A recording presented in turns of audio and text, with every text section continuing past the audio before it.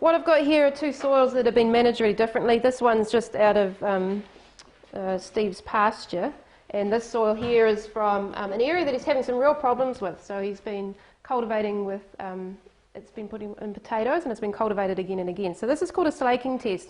And what we're going to do is we're going to add these soils into this water and just look at how they behave. So try and hold them together. You're going to get crumbs falling off. And then how does that soil then hold itself together?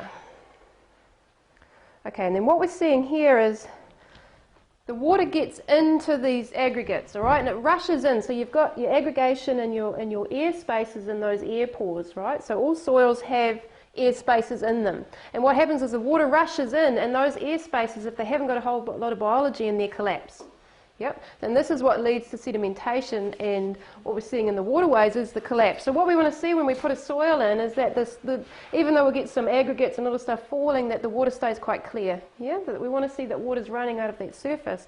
And the reason for that is that we've got biology in here, and those biology make what we call hydrophobic type materials. So exudates and the sticky type glues actually stop that soil then just collapsing. Yeah? So we've got good biology in here compared to what's happening in this soil on the left. And if we just leave that to settle, you'll actually see that this will stay stained. Yep. So it's a really good indicator that if we've got high rainfall, or we've got how water's moving through that system, that the water here is probably moving over the top, and when it goes, it's taking soil with it. Yeah. Whereas this soil here is actually absorbing that water better. We've got good biological infiltration.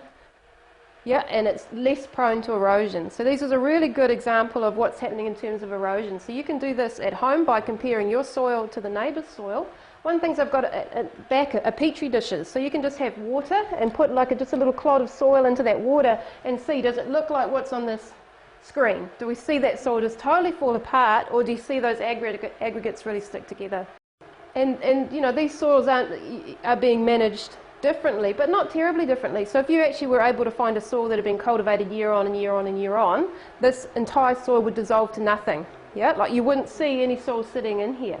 So it's quite interesting to see how degraded is that soil and how much biology in it. So it's quite a good indicator for biology. Yeah.